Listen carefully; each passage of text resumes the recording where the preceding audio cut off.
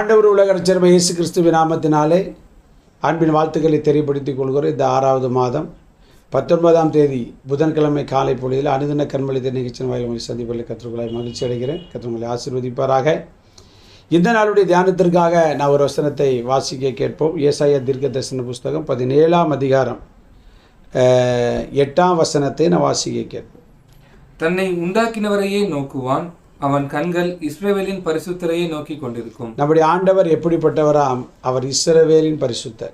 தம்மை நம்புகிற தம்முடைய பிள்ளைகள் ஒவ்வொருவருக்கும் அவர் பரிசுத்தர். இயேசுநாதருக்கு மட்டும்தான், நாம் ஆராதிக்கிற நம்முடைய தேவனுக்கு மாத்திரம்தான் அந்த பெயரையே சொல்ல முடியும். பரிசுத்தர், பரிசுத்தர், பரிசுத்தர். இந்த உலகத்தில் 33 கோடி ஆண்டவர் ஒரு நபருக்கு கூட இந்த வார்த்தை பொருந்தாது. நம்முடைய தேவனுக்கு மாத்திரம்தான். நம்மை நிரப்பியிருக்கிற ஆவியானவர் பேரே பரிசுத்த ஆவியானவர் தான். பிதாவாகிய தேவன் பரிசுத்தர் அவர், சோத்திரர். ஒருவர் காணக்கூடாத பரிசுத்தர் அவர். அதனால் அங்கே வாசிக்கிறோம், பரிசுத்தரையே நோக்கி கொண்டிருக்கு. அந்த தேவன் இன்றைக்கு ஜீவன் உள்ளவராக இருக்கிறார். வாழ்க்கையில் விரும்பாத பாவத்தில் சிக்கி பாவத்திலிருந்து விடுதலை பெற முடியாமல், கெட்ட பழக்க வழக்கத்திலிருந்து விடுதலை பெற முடியாமல், மற்றவருக்கு முன்பாக நல்லவளாகத்தான் இருக்கிறேன், ஆனால் யாரும் அறியாத இடங்களிலே பாவம் என்னை மேற்கொள்கிறது, பாவத்திலிருந்து எனக்கு விடுதலை இல்லை, பாவம் என்னை பார்த்து பரிகசித்து கொண்டிருக்கிறது, பாவம் என்னை பார்த்து நகைத்து கொண்டிருக்கிறது, பாவம் என்னை மேற்கொண்டு பல விதங்களில் நொறுக்கப்பட்டு இந்த கண்மலைத்தை நிகழ்ச்சி நீங்கள் கேட்டுக்கொண்டிருக்கலாம். இஸ்ரவேலின் பரிசுத்தர் இன்றைக்கும் ஜீவன் உள்ளவர். நீ பாவத்தில் விழுந்ததுனால பிசாசு சந்தோஷப்படலாம், ஆனால் நம்முடைய ஆண்டவராக இயேசு உன்னை மீட்பதிலும் உன்னை கழுவி சுத்திகரிப்பதிலும் அவர் இன்றைக்கும் ஜீவனுள்ள தேவனாகத்தான் இருக்கிறார். அதைத்தான் யோவான் தன் நிருபத்தில் எழுதினான். இயேசு கிறிஸ்துவுடைய இரத்தம் சகல பாவங்களை நீக்கி நம்மை சுத்திகரிக்கிறது. இன்றைக்கும் அந்த இரத்தம் உயிருள்ள இரத்தமாக இருக்கிறது. இன்றைக்கும் இயேசுவின் இரத்தம் நமக்காய் பரிந்து பேசுகிற இரத்தமாக இருக்கிறது. நம்முடைய பலவீனத்தை குறித்து பரிதபிக்கிற பிரதான ஆசாரியர் இயேசு இன்றைக்கு ஜீவனுள்ளவராக இருக்கிறார். இந்த அனுதின கண்மொழி நிகழ்ச்சியை கேட்டுக்கொண்டிருக்கிற அருமையான தேவனுடைய பிள்ளையை, நீ மற்றவர்களுக்கு முன்பாக நீதிமானாக இருந்து மறைமுகமான பாவத்தில் சிக்கி உன் உள்ளத்தில் கண்ணீரோடு வேதனையோடு நொறுக்கப்பட்ட ஒரு நிலைமையோடு இந்த வார்த்தை கேட்டுட்டு இருக்கலாம். இன்றைக்கி நீ அந்த பரிசுத்தரை நோக்கிப்பார். இஸ்ரவேல் எல்லாருடைய கண்களும் பார்த்தீங்க அப்படின்னா பரிசுத்தரே நோக்கி இருக்குமா.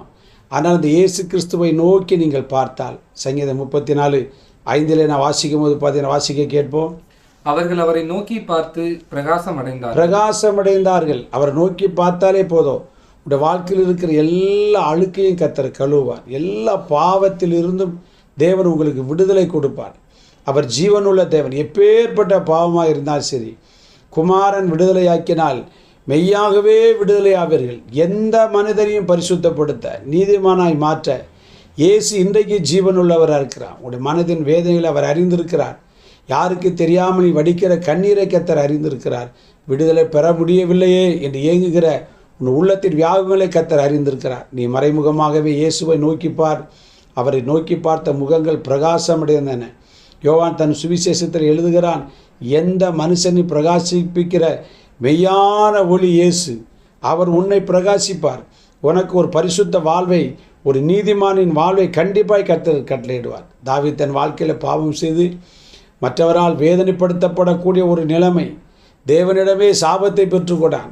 ஆனாலும் அந்த பரிசுத்தரை நோக்கி பார்த்து தான் 51ஆம் சங்கீதத்தை அவன் எழுதினான்.